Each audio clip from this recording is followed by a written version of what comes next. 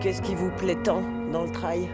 Déjà être dans la nature, monter, descendre, c'est vrai que pour moi c'est plus motivant que de faire du plat très vite, quoi. Il y a un côté ludique qui me plaît. Elle court, Mélina Grosjean, beaucoup et toujours avec Ludovic, son mari. Depuis 1 an et demi, ils vivent en Italie. Alors chaque fois qu'ils reviennent à Besançon, ils revoient les amis. Et nous que vous avez? Pourtant, on est revenu de nuit, on s'est couché à 2 h ce matin. On a fait encore un travail en Italie. Ouais, t'as gagné encore? Oui. C'est d'abord la victoire de Mélina, parce que c'est une victoire qui se...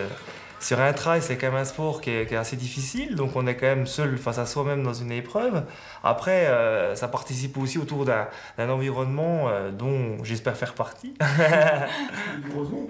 Mélina ne compte plus les trails qu'elle a gagnés. En Franche-Comté, elle les a tous faits ou presque et a raflé tous les trophées. Mélina, moi, elle m'impressionne parce qu'elle a des résultats extraordinaires.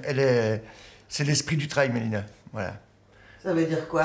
Eh ben, regardez, elle est d'une humilité absolue, elle est d'une solidarité sans faille, elle est toujours souriante aussi, elle est disponible, voilà.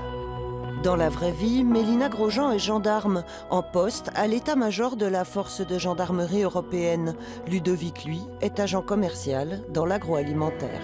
Ça reste vraiment une passion, donc pour que ça reste une passion, il faut que ce soit du plaisir. On en fait, ça nous prend énormément de temps, on essaye quand même de se réveiller tôt pour pouvoir faire autre chose. On essaye bien sûr d'établir des projections de... Une fois tous les 2 jours. Ouais, une fois tous les jours. 1 heure, 1h30, quoi. 2 heures, ça dépend. Selon le temps qu'on a. Selon le temps qu'on a. Donc c'est le temps qu'on a. On s'adapte, et puis dès qu'on a ce temps-là, hop, on met nos baskets, on va courir, puis en fonction d'où on est, c'est vrai qu'on est assez carpe diem dans l'entraînement.